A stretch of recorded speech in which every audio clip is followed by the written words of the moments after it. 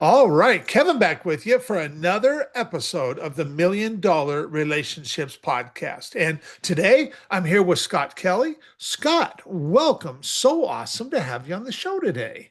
Thanks for having me, Kevin. Appreciate it. I'll tell you, I've been looking forward to this. And I got to tell you, Scott, now that we're like 320 some episodes into hosting this podcast over the last 3.5 years, I like almost, in fact, you know what? It is pretty much daily. I get messages from people going, either saying, "Hey, I think I would be a great guest for your podcast," or a PR person working on somebody's behalf. And I'll tell you what, I'm just going to be completely candid. Most of the messages that I receive like that, they're not well done at all. And I'm like, and they talk about how, well, we love what you're doing with the $1 Million Relationships Party. And I'm like, you know what? You guys don't even have a clue what the $1 Million Relationships Podcast is all about. Right. But Right. Scott, you sent me a message, and I ain't gonna lie. By the time I got through reading it, I'm like, man, I definitely want to talk with Scott and get to know him. And you and I already got to have that conversation. And through that, and just getting to know you a little bit, I'm like, oh yeah, I definitely want to interview Scott for the podcast. And so here we are. And I just want to acknowledge you I appreciate because that. you definitely got my attention. And you are somebody who places a really high value on relationships, and so you're obviously a perfect fit for this podcast. And I'm looking forward to our conversation today. And I just want to kind of start off by Hmm. turning over to you and let you share a little bit about what you do, who Hmm. you serve, and what inspires you most about the Sure. work you get to do, Scott, and the impact you're making. Yeah, and thanks for that, Kevin. I've been doing deals as both an investor and entrepreneur for 30 plus years. And after having a few successful exits, I launched Black Dog Venture Partners. And essentially what we are is we are a startup and business accelerator. So we work with early stage technology and consumer product startups to help them get access to capital through our network of investors, help them grow their business through our business development and sales and marketing channels and our partner and establish partners for them. And then we help these companies, find a way to exit the company. So basically we fund, grow, and exit companies. And, again, I've been doing that for, well, my entire career, but with Black Dog Venture Partners since 2001. 2001. Okay. Okay. So you're like 24 years into this with Black Dog Venture Partners and Right. stuff. And so, Yep. how did you even happen to get into doing this kind of work, Scott? Yeah, I think what happened, I started out as an investor. Well, actually, I started out as a stockbroker, many, many years ago in the late, the mid 80s. And Okay. when I moved to San Francisco after having a very successful career in investment banking, I decided one day I wanted to become an entrepreneur. And so I launched my first company out of my spare bedroom.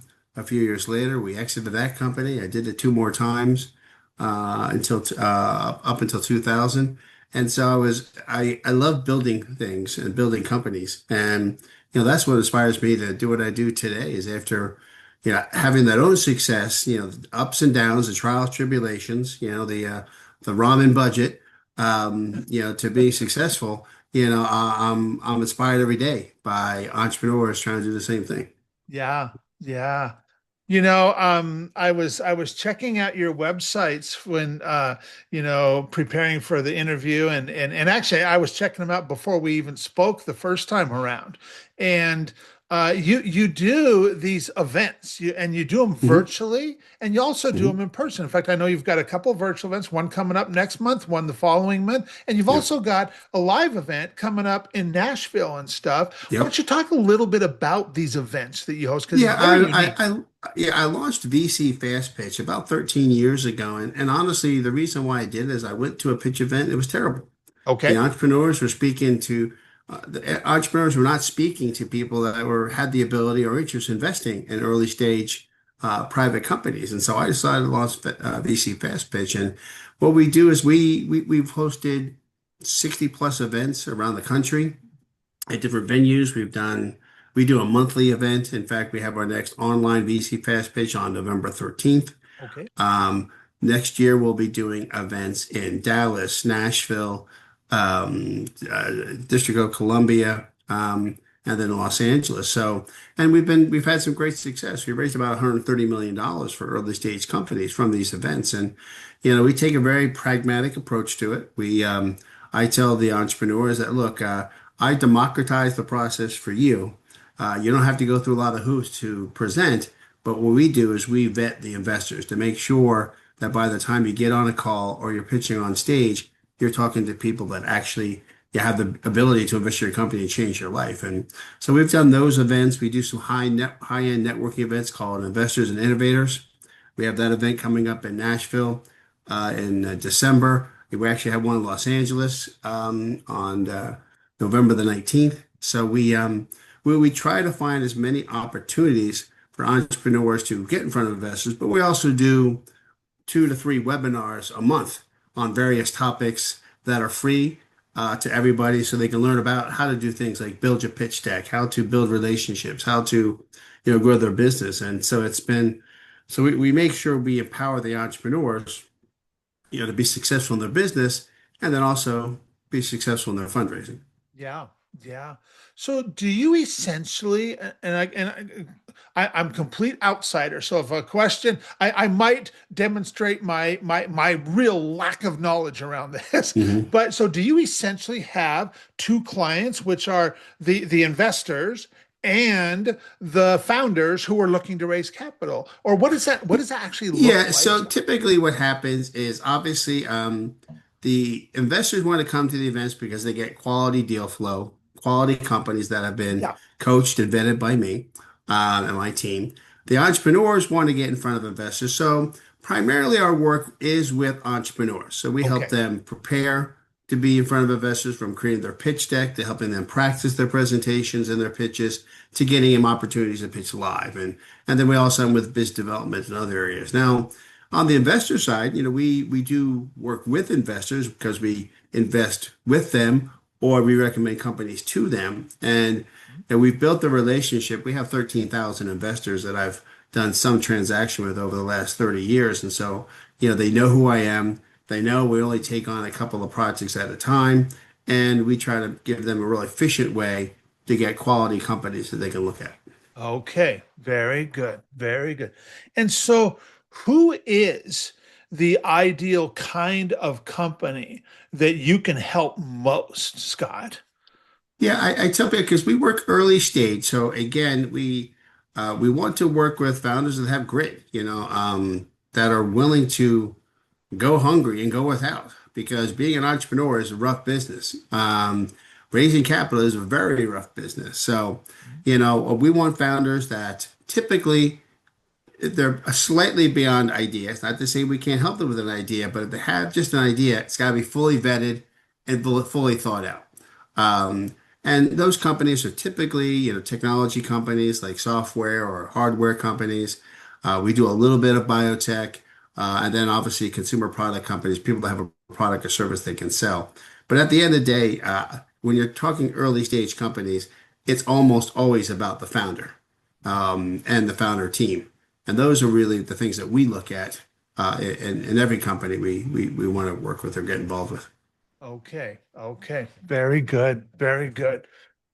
Well, and the reason I ask all these questions is because we have a lot of different, entrepreneurs, founders, and CEOs that listen to this podcast. And Mhm. I would imagine that there's some of them out there that are thinking like, you know what, man, it might make sense for us to maybe talk with Scott, or maybe I know somebody that I should introduce to Mhm. Scott, and so I kind of play devil's advocate doing these interviews too and Sure. stuff.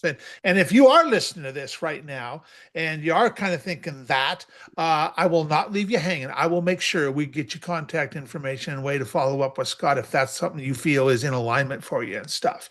And so, okay, so now that we've set a little bit of context here, Mhm. well, you know what? Actually, no, I don't want to move on yet. I do have another question I want to ask you. Mhm. What is an example of a result? I'm sure you come up with tons of them, and so maybe even ask for one is enough. Maybe you want to share one or two. But what's an example of a result that you've helped someone get that you, Scott, are just incredibly proud of? The story I love to tell, and this happened, probably 8 or 9 years ago. I had a pair of entrepreneurs presented one of my events in Phoenix, Arizona. They actually pitched for 1 minute on Okay. stage. During the lunch break, they had an investor sit with them at lunch and invite them up to visit his offices in California. At that meeting, the investor invested $270,000 in this brand new startup. 2 years later, that same investor led a $3 million round for those two entrepreneurs. Soon after, the company got acquired for 9 figures, and now they run one of the more prolific and more active venture capital firms in the country called Space Station Investments. So Wow. these two entrepreneurs, went from pitching with no money Yeah. for 1 minute on my stage in Phoenix to now being in one of the top VC firms in the country after exiting their business with hundreds of investments. And that's Wow. probably one of my favorite success stories. Well, that's a pretty awesome story, Scott. Thank you. Well, congratulations, man. That's awesome. That's awesome. Okay, so now what I want to do is switch gears just a little bit. Mhm, And so I want to start shifting our conversation towards relationships and business and mhm. stuff. And so I want to ask you, Scott, have you ever been introduced to a person or persons who completely changed the course of your life or your business, so much so that much of what you have today would not be possible if not for this person or persons? And I'm just really excited to hear No, your story. absolutely. I went to undergrad college in New York, and then I got my first job as a stockbroker in Lafayette, Louisiana, Okay. when oil was $10 a barrel and unemployment was 24%. So not the best of times in Yeah. Lafayette. I think it was my second day of cold calling, and I get Mr. Aber on the telephone. And Mr. Aber buys on the phone, without even meeting me, a $500,000 worth of municipal bonds as an investment. And my boss said, look, go pick up that check, make sure he's legitimate. So I drive out to Mr. Abair's house, and I drive out to his house, and he is sitting in some metal shack.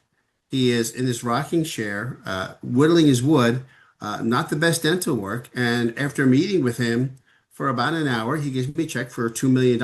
And I'm 22 years and a few months at the time. So I was pretty shocked, but not shy. I said, Mr. Aber, I don't want to be rude, but how did you get all this money? And he took me around the corner of his house, and what used to be rice fields was oil derricks as far as the eye can see. And so Mr. Abraham was generating about $8 million a month in oil royalties. Um, he was my very first client ever as a stockbroker. Wow. Several years later, when I decided to start my own business, he was one of the first founding investors. So it was, I learned a lot from that experience. And, a great book that I think we talked about before is called The Millionaire Next Door.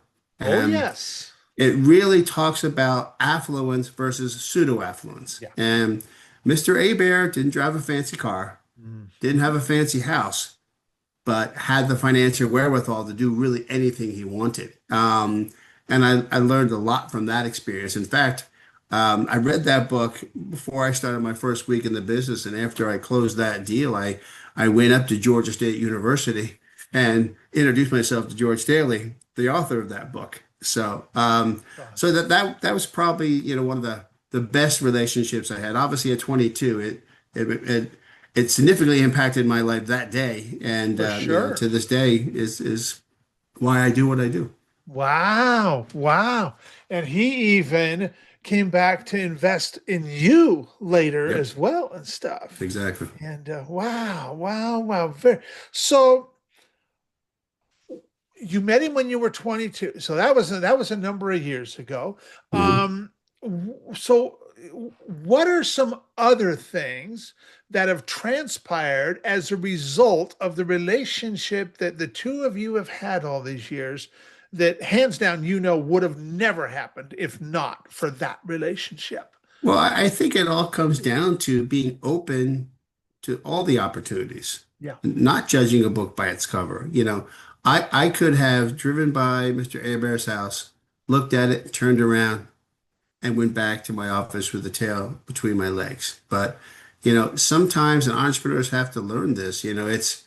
there's all kinds of sales adages and sayings, but the reality is you have to be willing to work harder than everybody else to live the life that no one else has, That's right. and sometimes that's just being stubborn, being determined. Um, when I was that stockbroker at 22, Mr. Aber was one of 200 phone calls I made that day. Mhm. And so I put in the work. And I find a lot of times that, luck isn't chance. Luck is the result of effort. Yes. Um, and so those are things I really believe. And that relationship, really proved to me, that you don't judge a book by its cover. And, I've had other stories. I've had little old ladies come into my office and invest $2,000 and they, which meant almost no commission to me. Mhm. And then that same lady, 2 weeks later, introduced me to her daughter, which invested millions with me. Yeah. And so I think, I'm a big believer in relationships, and it's something I do still to this day, every single day is build a new relationship. Yeah, yeah. Boy, you are speaking to the choir with me because I mean, all that you're talking about, Scott, is like, and you're right. I mean, yeah, I mean, even just hosting this podcast, because of this podcast, it's not like stuff wasn't happening before and that I wasn't doing my thing prior, but there is definitely life before the podcast and life after the podcast. And life Sure. after the podcast is dramatically different. Hmm. And here we are, 3.5 years into this, 320 some episodes into it. And now I regularly get connected with entrepreneurs who are doing such big things, Hmm. running businesses anywhere from, say, like maybe they're getting started and stuff, or, running business half a million all the way up to, I mean, I don't know, right now, I mean, at least 750 million. I had a gal on the podcast that Hmm. had built her company to that before selling it. And what you and the commonality and at least with this podcast is every single person who comes on this podcast places a really high value on relationships, Hmm. because nobody's going to be on the $1 million relationships podcast if that's not the case. They don't even show up here. Right. and so, Right. and so and what I can tell you after having that many conversations with so many entrepreneurs like that, and is that we are all so much more alike than we are different.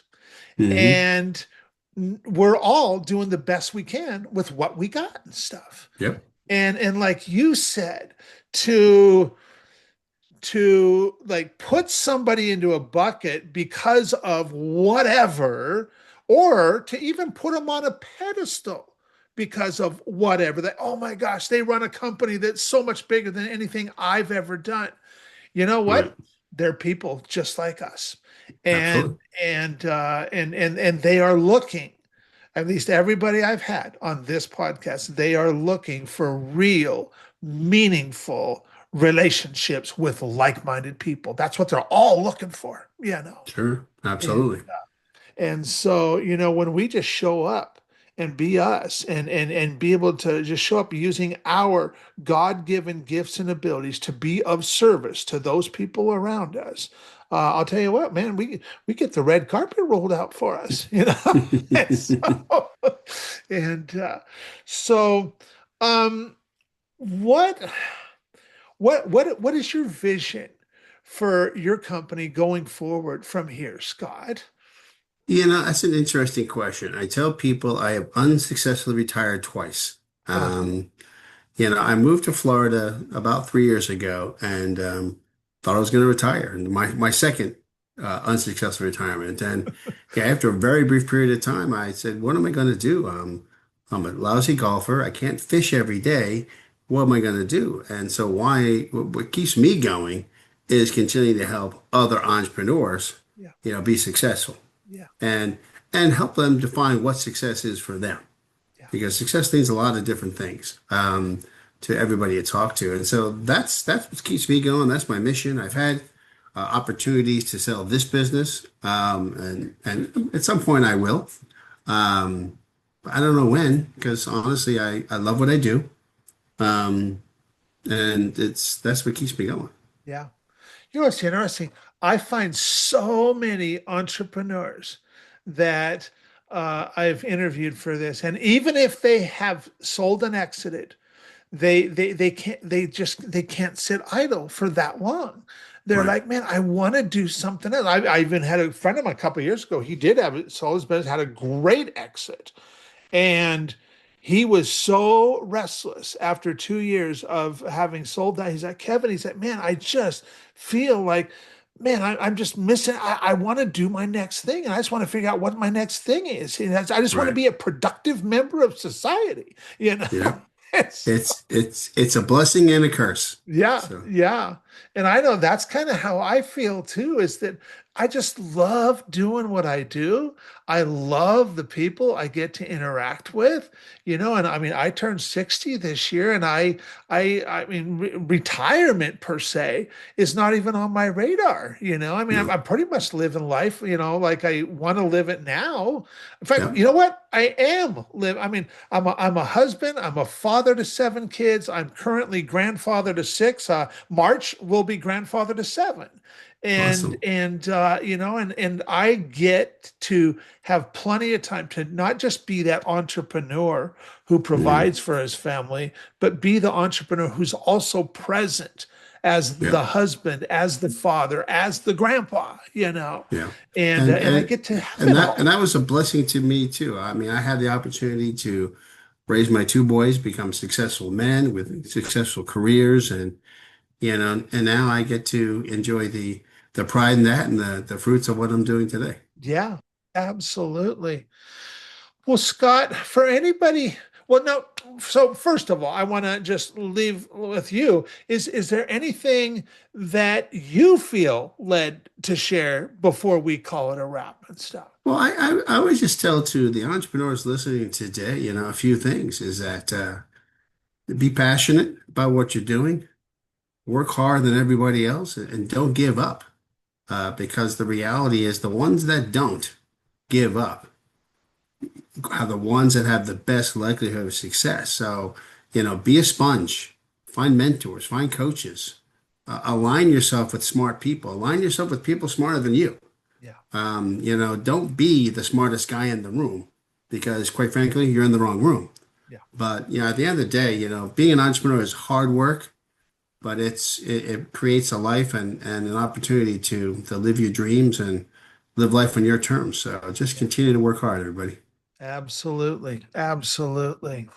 Well, for anybody that's listening to this and thinking, man, Kevin, I really like Scott. I love who he is. I love how he shows up. And, he shared some things that are just really resonating with me. And I would like to follow up. Any websites, any resources we can Sure. share with folks? Well, a couple of things. You can go to our corporate website, blackdogventurepartners.com. Okay. If you want to learn about the events we're hosting, both in person and online, you can go to vcfastpitch.com. Okay. You can find me on all social media channels at Black Dog CEO as the handle. And for everyone listening, I have available a free startup toolkit with all kinds of resources. If you want that free toolkit, you can send me an email to Scott at Black Dog VP and put startup tools in the subject line. Awesome. Awesome. Awesome. Well, Scott, I want to thank you so much for taking the time to have this conversation today. I really appreciate it. I really appreciate you. And I'm excited to get this out there and share it with a lot of folks. So thanks so much, Scott. My pleasure. Thanks, Kevin.